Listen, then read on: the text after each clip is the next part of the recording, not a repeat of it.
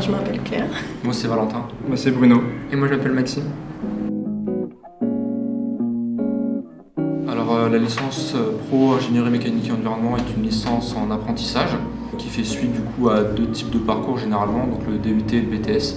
On a des matières théoriques, donc des maths, du dimensionnement de structure, de la mécanique. Et on a aussi des matières un peu plus pratiques où il nous arrive de faire certains travaux pratiques dans la halle technologique. Et on est aussi spécialisé dans l'environnement, donc on a des matières qui concernent l'éco-conception, l'éco-innovation, parce que c'est un sujet important aujourd'hui. Sur l'environnement, en fait, on apprend tout le cycle de vie d'un produit. On voit toutes les étapes, comment il a été conçu, comment il a été transporté. C'est le CFA qui gère un peu le contrat d'alternance. En fait, il nous donne des aides et on a des réunions d'aide si on ne trouve pas d'entreprise. On est bien accompagné. On n'est pas livré à nous-mêmes en fait.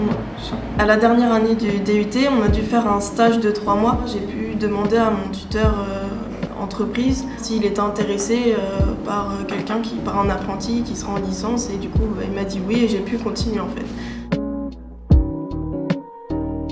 Je suis dans un pôle en fait, si vous voulez, on récupère donc tous les problèmes qu'ont des clients donc sur des logiciels de conception.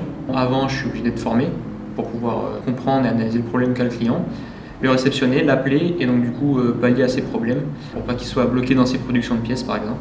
On peut travailler sur des choses en entreprise qu'on a déjà vues en licence pro, mais on peut également découvrir de nouvelles choses. Donc c'est fait pour ça, la vie, je pense, en entreprise, l'alternance. C'est de permettre de découvrir beaucoup plus de choses que l'on peut imaginer quand on est étudiant.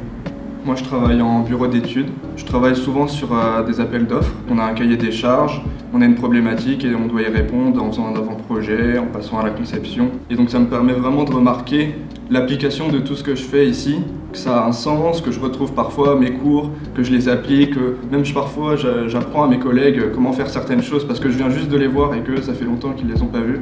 Ça me fait du bien de savoir que je sais faire des choses, que je sais mettre en pratique et que je sais m'inscrire dans le monde du travail. La licence, du coup, c'est très bien pour les personnes qui viennent de BTS et de DUT. Elle permet des poursuites d'études assez variées et elle permet d'approfondir certaines matières qu'on a vues du coup dans nos 2 années précédentes d'études. Donc voilà, c'est vraiment une bonne licence.